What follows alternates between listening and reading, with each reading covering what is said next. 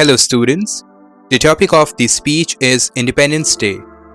Respected teachers and my dear friends, Happy Independence Day to all. Today we celebrate our 79th Independence Day. Long ago, India was ruled by the British.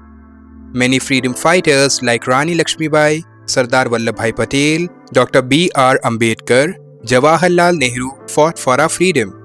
We thank them with our hearts. Because of them, we can study, speak, and live freely.